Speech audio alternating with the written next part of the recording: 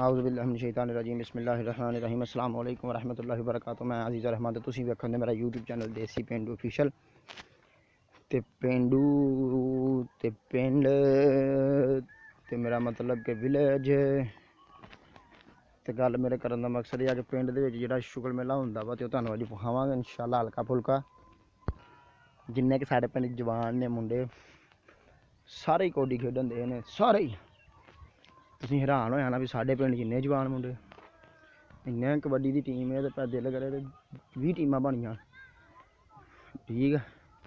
तो जिन्ने बंदे ने तुहानूं इंशाअल्लाह सरप्राइज़ देवांगे ते बंदियां ने मैं कोल ही जा रहा तो जान तो पहला मेरे चैनल को सबसक्राइब कर दो तो मेरी वीडियो लाइक कर दो ताकि आने वाले वीडियो हैं हेलो ओ सॉरी मैंने उधर आवाज़ पई सी मैं कहा हाँ कहता नहीं तेनों नहीं तो मेरी चैनल को सबसक्राइब कर दो तो वीडियो मेरे को लाइक कर दो ताकि आने वाले दिन नोटिफिकेशन तुहानूं वक्त बर वक्त मिलते रहन।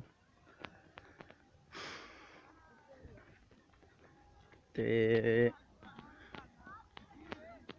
अन करीब हो गया मैं करीब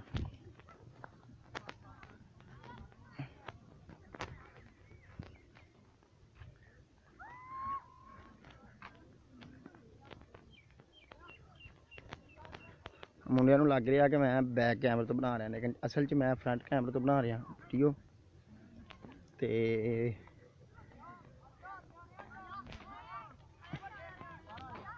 आओ साडे पिंड दे मुंडे कबड्डी खेडन दे वेख लो किन्नियां टीमां बन सकदियां।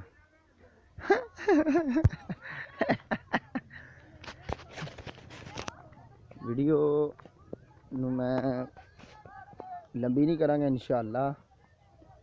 मैनूं मेरे अल्लाह के घर च उम्मीद है कि वीडियो इंशाअल्लाह छोटी होएगी बाकी तुसीं तो वेख ही लई है किन्ने मिनटां दी तुहानूं पता लग ही जाना। मैनूं नहीं ना पता मैं किन्ने मिनटां दी बनावांगा।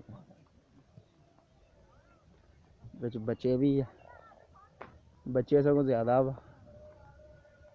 ते बाकी वड्डे जेह्ड़े ने दो ते दो 4 5 वड्डे ने 11 12 छोटे ने।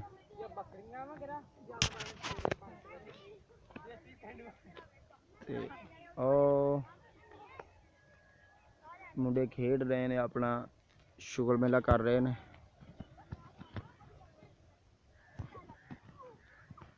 कौडी कौडी हर कोई कहंदा हैं ते खेडदा कोई कौडी। मुंडे ने जफ्फा लाया पर मैं वीडियो नहीं बनाई क्योंकि मैं जरूरी नहीं समझी वीडियो बनानी। ते थल्ले अपने कीमती राय का इजहार करा करो कमेंटां दे विच क्योंकि आपकी कीमती राय का इजहार साढ़े वास्ते बहुत अहम जरूरी खास स्पैशल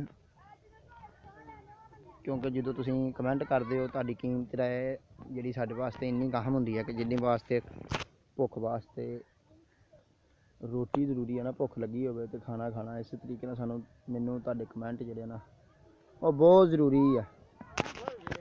ते मुंडा आया साह पाउण उन्हें हत्थ लाता ते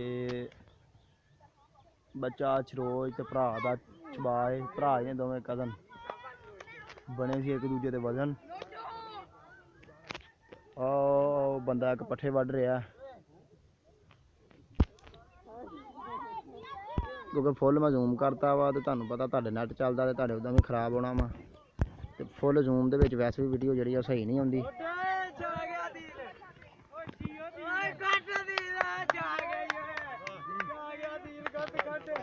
ते अगर अज दा व्लॉग मेरा चंगा लगा तो please subscribe to our my channel and click the bell icon and like my video.